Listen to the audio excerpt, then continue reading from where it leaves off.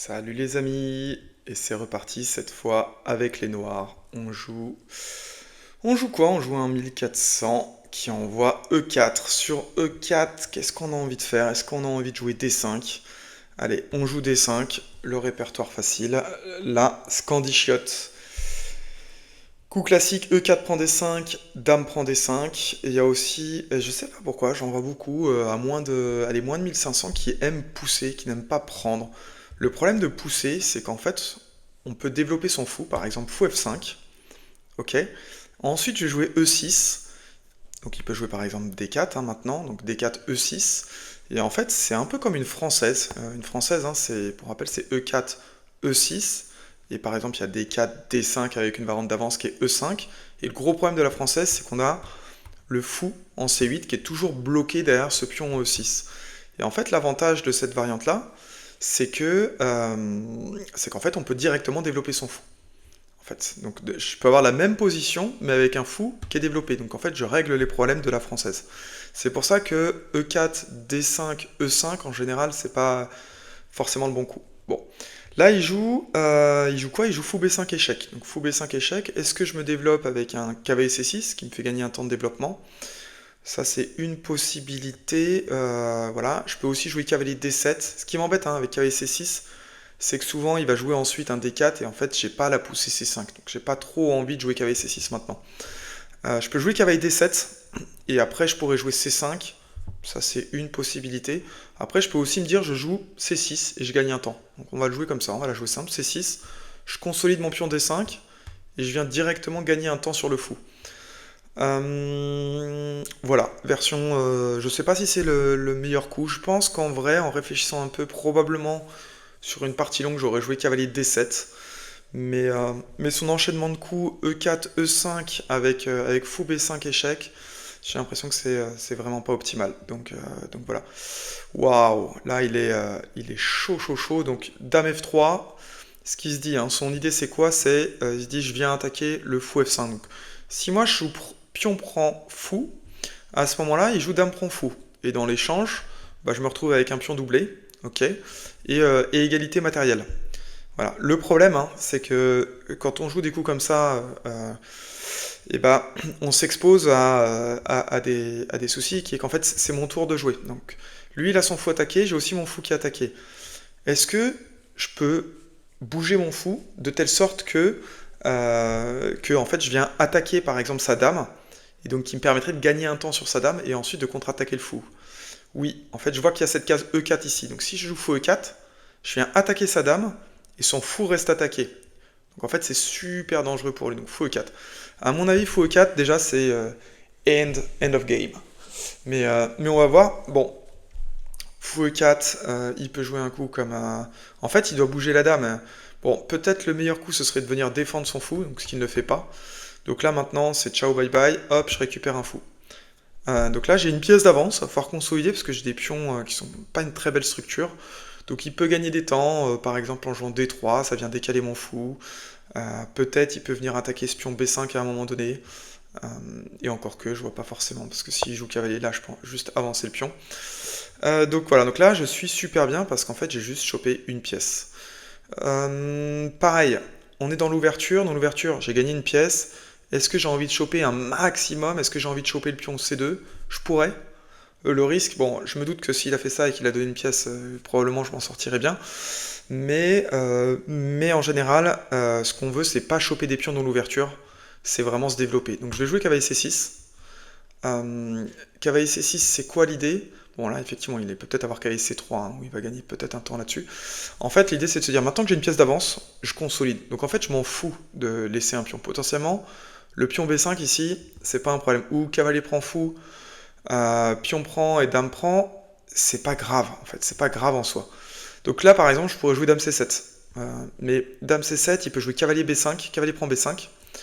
Et si jamais je joue dame prend E5, il peut faire dame prend dame, cavalier prend dame, et à la fin, il a un cavalier C7 échec qui vient récupérer la tour. Ok, fourchette tour.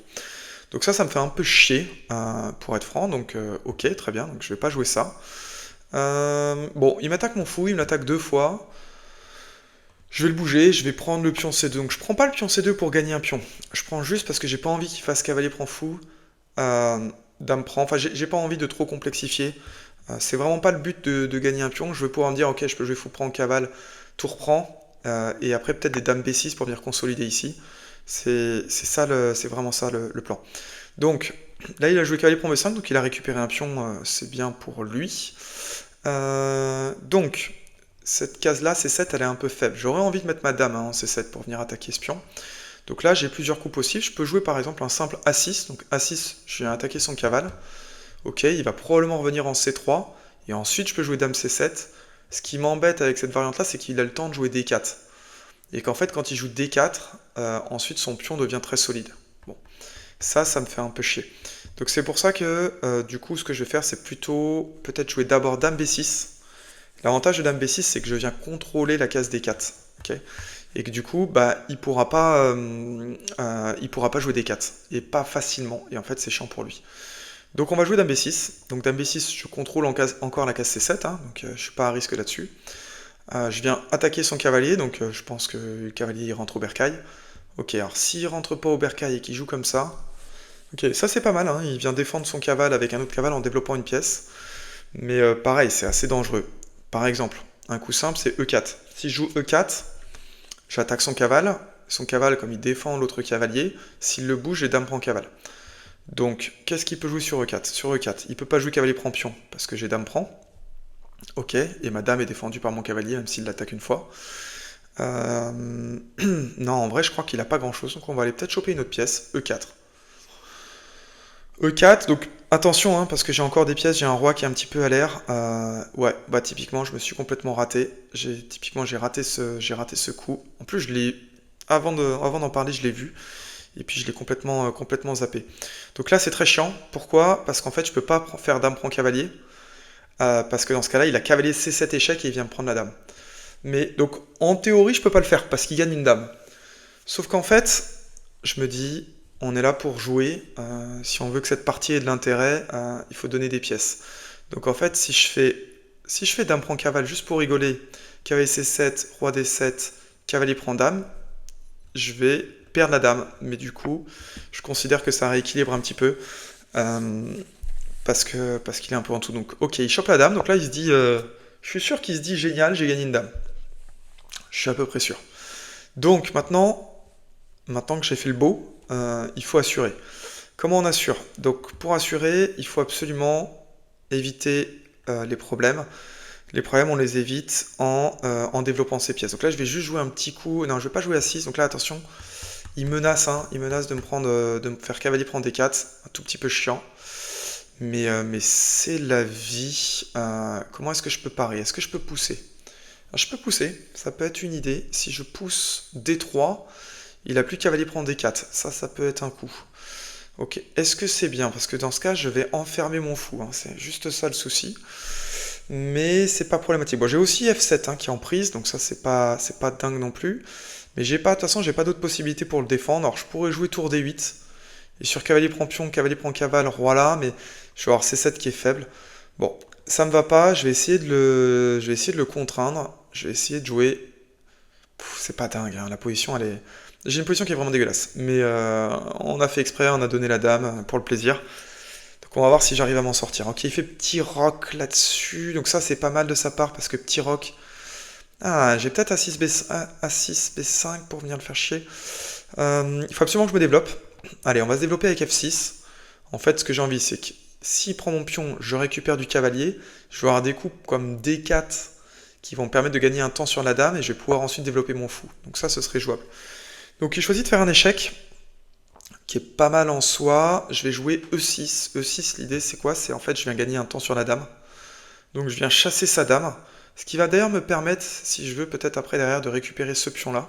Si j'en ai envie, mais attention, on essaie de pas tomber dans le piège de voler trop de pions. Donc là, je vais pas faire cavalier prend parce qu'il a dame prend B7 qui est très chiant. Donc là, vraiment, le but, c'est quoi? C'est je vais développer mes pièces. Ok, je développe mes pièces et après, je réfléchis. Donc, il faut que je développe absolument ce fou. Donc, par exemple, je pense fou F5 est pas mal. Fou F5 est pas mal. Ça vient, bah voilà, ça vient développer mon fou. Ça vient, petit à petit, je vais pouvoir lier mes tours. Ok, s'il prend, peut-être même je peux reprendre du pion. Ok, comme ça je garde une belle structure avec les pions F6 et E6. C'est jouable. Un autre coup aussi que je peux faire. Donc là, voilà, il a pris. Soit je fais cavalier prend pion, qui est tout à fait jouable. Cavalier prend pion, je viens attaquer la dame, donc ça me fait gagner un temps. Ah, c'est quand même assez tentant. Le problème, c'est que je me retrouve avec un pion qui est un tout petit peu isolé. Est-ce que ça fait peur? Pas tant que ça. Allez, on va jouer cavalier prend pion, on va le tester un peu. On va venir le tester. On va venir le tester. Allez, cavalier prend pion. Cavalier prend pion. Voilà, il a son cavalier ici, mais je sais pas, j'ai pas trop envie. Je pourrais le chasser, hein. Donc il va bouger la dame. Je pourrais jouer A6, cavalier A3. Mais bon, il vient m'attaquer mon fou. Je peux faire fou prend cavale, pion prend. Je lui dégrade un peu sa structure. Parce qu'il se retrouve avec deux pions doublés. Le problème qui m'embête avec ça, c'est pour ça que je vais pas le jouer, c'est qu'en fait, j'ai pas envie d'échanger les pièces. Là, j'ai une dame de retard, il faut pas que j'échange les pièces. Donc ok, là, il vient m'attaquer mon fou. C'est pas un problème, je vais le défendre. Je pense que je vais le défendre avec B6. Parce que mon fou, je l'aime bien ici. Donc je vais le défendre avec B6. Il peut pas pousser B4 tout de suite, hein, parce que sur B4, bah, j'ai fou prend pion par exemple, qui marche pas pour lui. Donc on va jouer B6. Ensuite, je pense que je vais essayer de ramener ma tour. Et en fait, je vais commencer à activer toutes mes pièces. Je vais miser sur quoi? Je vais essayer de miser sur son fou et sa tour qui ne bouge pas. C'est vraiment mon objectif numéro 1. Donc là, lui, ce qu'il devrait faire, c'est un coup comme B3, typiquement, justement pour jouer ensuite fou B2 et commencer à se dépatouiller un peu sur ce côté-là. Sauf qu'en fait, B3, je pense que, à voir, hein, mais je pense que j'ai peut-être le temps de jouer A6. A6, qui vient attaquer le cavalier, ok. Et ensuite, mon but, ça va être d'essayer d'attaquer sur cette diagonale ici. Ça peut être une idée. Ouais, ça peut être une idée, ok. Il choisit de jouer tout de suite B4, qui est peut-être pas si bête. L'avantage de B4, hein, c'est qu'il va tout de suite pouvoir jouer fou B2. Mais en fait, je peux jouer fou prend pion, là, par exemple. Et en fait, si je joue fou prend pion, donc toutes les cases ici sont prises, il peut toujours pas m'attaquer. S'il se développe, je peux commencer peut-être à viser des fou prend pion ici et à avoir des... Faut que je trouve du contre-jeu, hein, de toute façon, donc je suis un peu obligé. On va le tenter comme ça, je pense que c'est ça. Soit sinon, je peux faire cavalier prend pion. Mais est-ce que mon cavalier, il est bien placé sur cette case-là? Moi, je le trouve pas hyper bien placé, parce que je vois pas trop les cases, en fait. Ces deux cases sont prises. Ouais, je pourrais revenir ici, mais pour aller où, je sais pas. Il y a peut-être cette case-là qui est pas mal, mais ça fait un échec. Je sais pas si ça fait énormément de choses.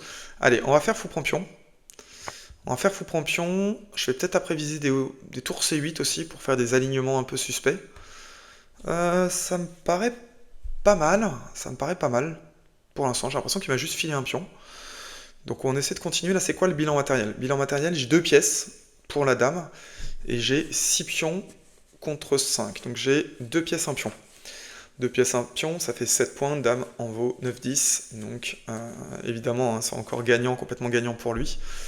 Mais de plus en plus, je commence à croire à ma position. Notamment... Ah ouais, qu'est-ce que je fais là? Est-ce que je joue... fou là? En me disant que... Parce que lui, il veut jouer fou B2. Hein. De toute façon, c'est sa seule façon de sortir. Mais fou B2, moi j'ai envie de... En fait, je crois que j'ai envie de laisser mon fou en A5. Parce qu'en fait, comme ça, il peut jamais jouer fou B2. Parce que j'ai fou prend pion. Et après, je me retrouve avec un pion à 2 cases de la promotion. Et surtout, je prendrai toutes ces cases-là pour les tours. Donc c'est peut-être pas mal. Et je pense que son fou ici, il peut faire fou prend cavale, pion prend. Mais je suis encore assez solide. Hein. Donc en fait, je vais le jouer. Pour l'instant, je pense que je suis encore assez solide. Donc on va jouer fou A5. Foncièrement, je pense que c'est pas forcément le meilleur coup. Hein. Il peut aussi jouer cavalier C3. Comme ça, derrière, après, il pourra jouer fou B2 et ce pion-là ne sera pas en prise. Mais, ouais, pas si simple. Pas si simple. Pas si simple. Donc, ok, il joue comme ça. Donc là, il faut absolument que je défende le pion E6. Donc, quel tour? Tour A ou tour H? En fait, la tour A, je vais vouloir la mettre plutôt en C8 ou en D8. Donc, on va plutôt mettre tour H, E8. Alors, je pense qu'il pourrait y avoir, mais c'est très dur à voir. Je pense que non. Ouais, j'étais en train de réfléchir à si jamais il voulait sacrifier la dame avec à la fin un cavalier C7 par exemple, il peut jouer. Dame prend aussi échec. Tour prend dame. Tour prend tour. Roi prend tour. Cavalier C7 échec. Et il récupère la tour à la fin. Mais il a quand même donné la dame, donc c'est pas ouf. Donc là, il joue un coup qui est peut-être pas mal pour lui, je trouve. Parce qu'en fait, il vient m'attaquer E6. Et il vient m'attaquer C6 aussi. Euh, et donc si jamais je joue, je sais pas, si jamais je joue autre chose que cavalier prend cavalier, en fait, je pourrais par exemple jouer tour C8 pour défendre mon cavale, mais dans ce cas-là, il peut prendre ce pion ici, donc c'est un peu chiant. Donc franchement, c'est plutôt pas mal joué de sa part sur ce coup-là. Donc en fait, je suis un peu obligé de jouer cavale prend cavale, donc c'est un peu chiant parce que ça vient échanger une pièce. Mais, donc il va reprendre avec la dame, hein, dame échec. Moi, je crois que j'ai envie d'aller cacher mon roi ici. En me disant, il a un fou de case noire. Fou de case noire, cette case ici, elle est encore tenable. Donc en vrai, je pense que ça va. On va jouer roi E7. Je crois pas qu'il ait des échecs qui font mal. Bon. Pour l'instant, alors ça c'est bien, c'est que toutes mes pièces sont protégées, hein. Toutes mes pièces sont protégées. Tour protège la tour, donc j'ai pas trop de pièces faibles. Donc on va jouer roi là. Donc roi là, hein, c'est pas ouf parce que ça crée un alignement. Donc il pourrait venir réattaquer ici. Mais en fait, j'ai juste roi là. Et je vais défendre, donc roi F7 qui vient défendre à la fois E6 et tour E8. Donc là, ouais, honnêtement, roi F7, c'est, je pense, potentiellement mon prochain coup. J'ai des tours D8 aussi pour venir attaquer sa dame. Et ensuite, je vais essayer d'activer ma tour, hein. Je vais essayer de, je sais pas, par exemple en D5. Voilà. Mais je vais d'abord m'enlever du clouage, hein. Je vais, évidemment, priorité en s'enlève du clouage. Donc ça, c'est pas mal. Ça, c'est pas mal parce qu'il s'est dit qu'en fait, son fou en B2, c'est pas ouf, mais il s'est dit qu'il allait peut-être gagner un temps avec fou à 3 échecs. Ce qui est pas con du tout. Euh, donc moi, pour éviter le fou à 3 échecs, comme de toute façon, je dois bouger mon roi en F7, je vais plutôt jouer roi F7. A noter hein, qu'il n'a pas dame D7, parce que c'est défendu par mon cavalier, donc là-dessus on est bien. Et là en fait j'empêche, parce que si fou à 3, j'ai toujours mon fou prend D2. Et fou prend D2, c'est toujours très chiant pour lui, hein, parce qu'après bah, il doit bouger sa tour. Sa tour, je sais pas, il va la mettre ici, ça devient un petit peu chaud, en fait. Euh, voilà, donc non, son fou, il peut toujours pas le bouger. Donc pour l'instant, son fou bouge pas. Il peut sortir sa tour, mais c'est quand même compliqué à sortir, hein. Donc là, pour l'instant, en fait, il a tour et fou de moins. En fait, donc tant qu'il n'arrive pas à développer son tour et son fou, euh, ouais, il le développe comme ça, mais du coup, ça veut dire qu'il fait cette concession en D2. Donc là, ça, c'est pas ouf. Donc ouais, il développe son fou, mais du coup, bah moi, je vais prendre fou prend D2, donc je récupère un pion. Et surtout, après, je vais pouvoir en revenant avec mon fou, je vais être à 2 cases de la promotion. Donc même si pour l'instant c'est bien défendu, alors ouais, il peut jouer tour ici. Oui, peut-être le mieux c'est même de jouer tour F1, qui fait quand même un peu pitié. En fait, si jamais je recommence à récupérer une qualité, bah, petit à petit, hein, 2 pièces et une qualité, ça finit par faire. Donc, ok, il choisit de jouer tour ici ça va. Là, je vois qu'il y a un sacré alignement, en fait, sur les cases noires. J'ai qu'une seule envie, c'est de venir placer un fou en C3. Comment placer un coup en C3? Donc là, si je fais fou en C3, il va faire dame prend fou, donc ça va pas. Donc là, en fait, j'ai très envie de jouer tour A C8. Tour A C8, 1, ça développe ma tour, ok, sur une colonne ouverte. Donc ça, c'est toujours bien. Et l'autre truc, c'est que ça vient protéger la case C3. Donc tour C8, c'est pas si facile que ça pour lui. Par exemple, s'il joue tour E8, ok, à ce moment-là, j'ai fou C3. Je crée cet alignement-là. Donc honnêtement, je sais pas exactement, on va voir hein, comment il défend. Mais pour l'instant, j'ai pas vu de défense évidente. Il faudrait qu'il arrive à protéger cette case. Donc s'il peut jouer fou B2, ok, fou B2, ça vient défendre. Ça vient défendre C3. Parce que s'il bouge la dame, je sais pas, dame là par exemple, j'ai toujours fou ici, hein, donc j'ai toujours ces tours. Parce que comme il a 3 pièces, s'il en bouge une, il aura encore 2 pièces. Donc en fait, c'est ce qui se passe, hein. Donc quand il joue tour là, bah, il me crée cet alignement. Donc maintenant, on va jouer fou C3. Fou C3, il n'a pas d'échec intermédiaire, hein, puisque toujours je contrôle la case D7. Donc en fait là il est un peu obligé de jouer pour défendre sa tour, hein, et la seule case c'est quoi? Non, il a 2 cases. Il a dame E3 ou dame F4. C'est les 2 coups pour défendre sa tour, hein, si on sait tour gratos.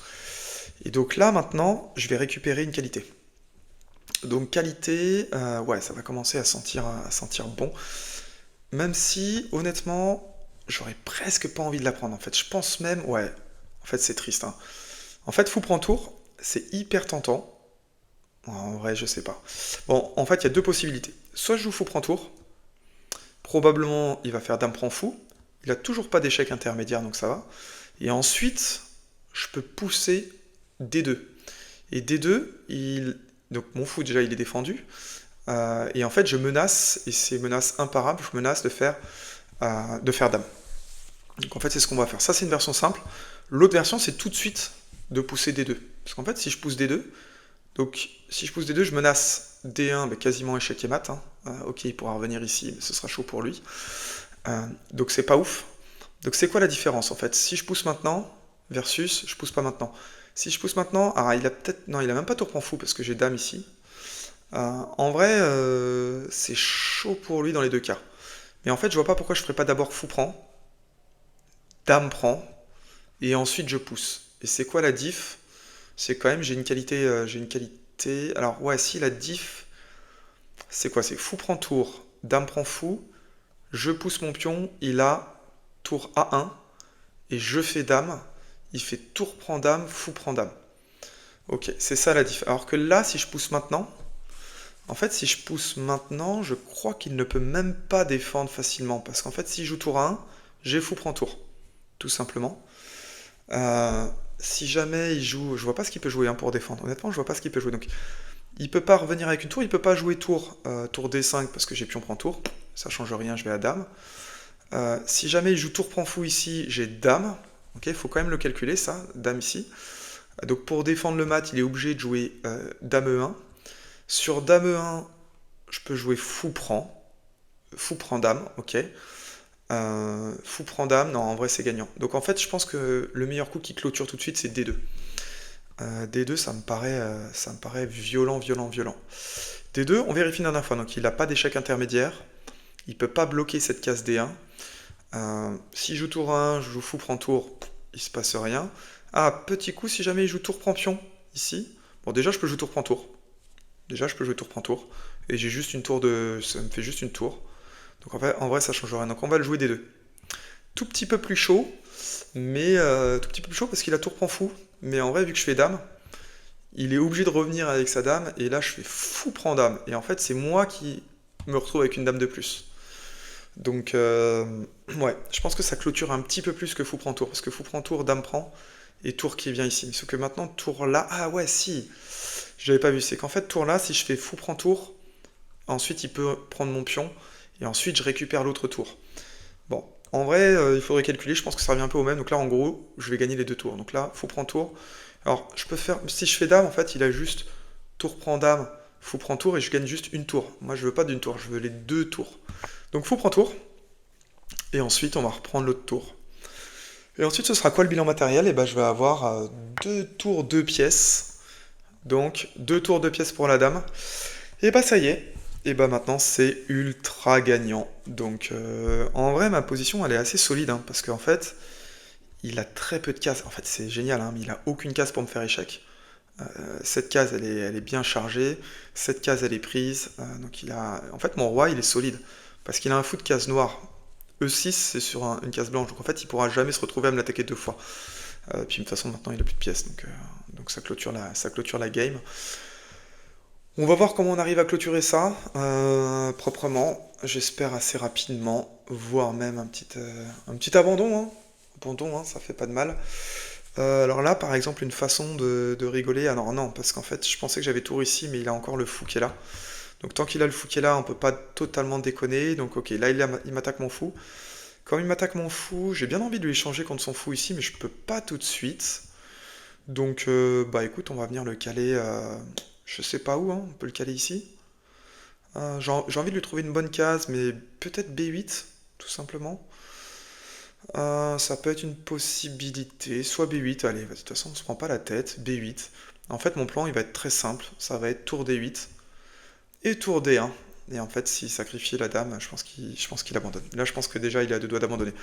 Maintenant j'ai plus besoin de protéger E6, hein, puisqu'en fait E6 il peut l'attaquer qu'avec une seule pièce, puisque c'est sur une case blanche, donc il n'y a plus que sa dame qui peut l'attaquer. Donc là-dessus je suis tranquille. Donc là maintenant c'est ouais, soit tour D8, soit sinon, parce qu'en fait maintenant cette case C1 vient de se libérer, soit sinon je peux jouer juste fou prend A4, et fou prend A4, je menace tour C1 échec, c'est pas tout à fait mat, mais c'est pas loin du mat, hein. C'est pas loin du mat, on s'en approche. Là, s'il veut vraiment éviter les maths, il faut qu'il avance les pions, mais comme j'ai des paires de fous, en fait, toutes les cases ici, s'il avance G3, par exemple, j'ai fou F6, hein, qui va contrôler toute cette diagonale. S'il avance H3, ça change rien, j'ai tour C1 échec.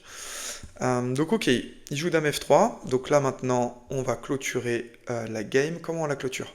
Eh bien on la clôture avec tour C1 échec. Tour C1 échec, il n'y a plus que fou 1. Et tour prend fou, échec et mat. Donc ouais, très sympa, très sympa. J'espère que t'as kiffé. J'espère notamment que t'as kiffé le... Ce qui était cool, je trouve, c'est ce petit coup D2. Donc voilà, donc même une dame de retard, hein, en vrai, si on regarde un petit peu. Ok, une dame de retard, mais en fait, c'est ce qui s'est passé, hein, c'était mon but depuis le départ. C'est qu'en fait, une fois que j'ai calé mon pion en D3 et mon fou en C2, tant qu'il joue pas ce fou et cette tour, à cause de ce pion qu'il bloque, en vrai, il a tour fou de moins. Donc si j'ai deux pièces, plus tour, plus fou, en vrai c'est moi qui suis mieux. Donc il fallait juste arriver à maintenir ça, j'ai réussi à maintenir ça. Il a jamais vraiment réussi à faire jouer ses pièces. Donc voilà. Et effectivement, à un moment donné, il s'est dit, bah je lâche ce pion, mais au moins je sors un fou. Sauf que oui, sauf qu'en fait le problème c'est qu'après je me retrouve avec un pion qui a deux cases de promotion.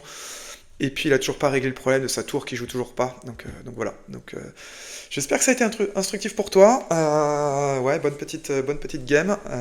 Bon, grosse erreur de ma part hein, quand je rate le cavalier ici, qui était rigolo, mais même en donnant la dame, hein, ça passe derrière en visant l'activité. Allez, j'espère que ça t'a plu. À plus, bye bye, ciao.